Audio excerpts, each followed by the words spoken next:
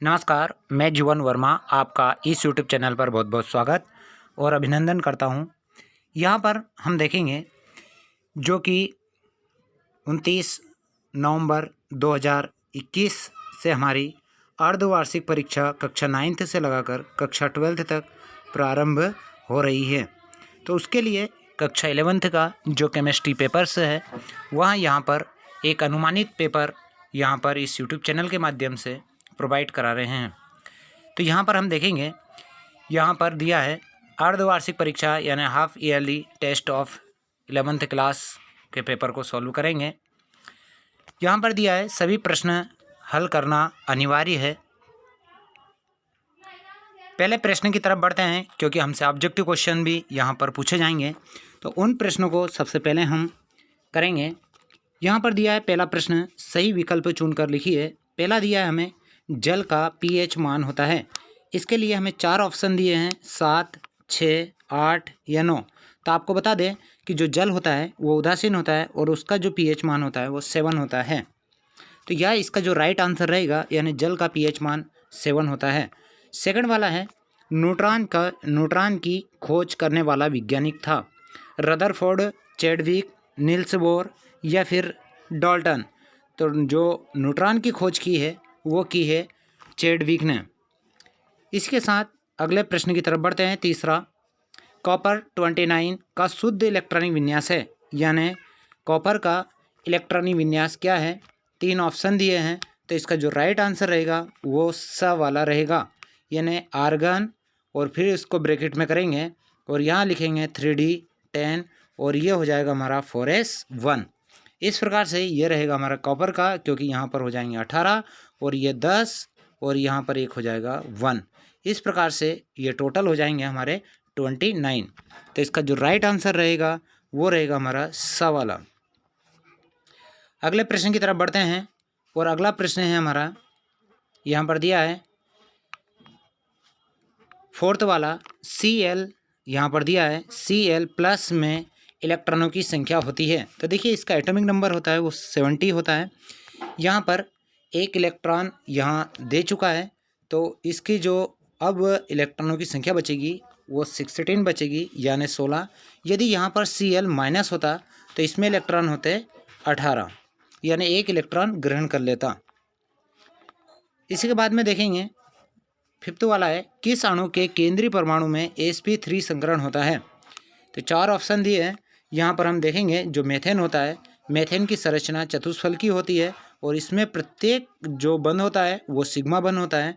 तो यहाँ पर H हो जाएंगे और सिग्मा बंधों की संख्या जब 4 हो तो उसमें संकरण हो जाता है हमारा sp2 संकरण।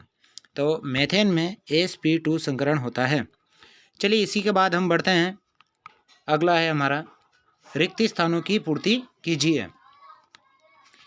भारी जल का जो सूत्र होता है वो होता है, तो ये होता है ड्यूटेरियम ऑक्साइड, यानी D2O।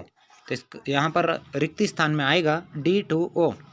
इसी के बाद जो सेकंड है, 1s ऑर्बिटल की आकृति होती है। तो इसकी आकृति को इस प्रकार से होती है, तो इसकी आकृति गोलाकार होती है। तो इसकी आकृति गोलाकार होती है। सर्वाधिक विद्युत ऋणात्मक तत्व है, तो वो है हमारा फ्लोरीन। जल के अणु में होता है, तो उसके अणु में जो जल है इसके अणु में जो संकरण होता है वो होता है हमारा sp3 संकरण। तो जल के अणु में sp3 संकरण पाया जाता है। इसके बाद हम अगले बढ़ते हैं। एक आदर्श गैस समीकरण का सूत्र क्या है, तो वो होता है हमारा PV = nRT, यानी ये आदर्श गैस समीकरण के लिए एक सूत्र है, यानी यह आदर्श गैस होता है PV = nRT। इसी के बाद चलिए प्रश्न क्रमांक 3 की तरफ बढ़ते हैं और इसमें दिया है सही जोड़ी बनाइए। पहले वाला दिया है एक ही परमाणु से बना पदार्थ क्या कहलाता है, तो वो कहलाता है हमारा तत्व कहलाता है। रसायन विज्ञान के जन्मदाता है, तो ये है लेवोजियर। हुंड ने जो नियम दिया था वो दिया था हमें बहुगुणितता का नियम।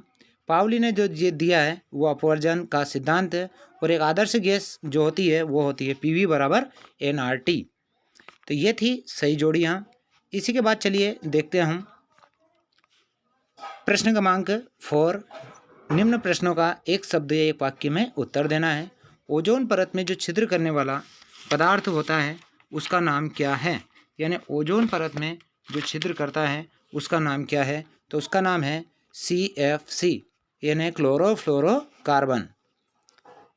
इसके बाद में दिया है Na के परमाणु में प्रोटॉनों की संख्या होती है, तो इसमें इलेक्ट्रॉन और प्रोटॉन बराबर रहेंगे, यानी उसमें 11 होगा। एक ही तत्व यहाँ तल लिखा है लेकिन ये तत्व है। एक ही तत्व के परमाणु जिनके द्रव्यमान अंक भिन्न होते हैं क्या कहलाते हैं? तो उन्हें कहा जाता है समस्थानिक, यानी उन्हें कहा जाता है हमें समस्थानिक।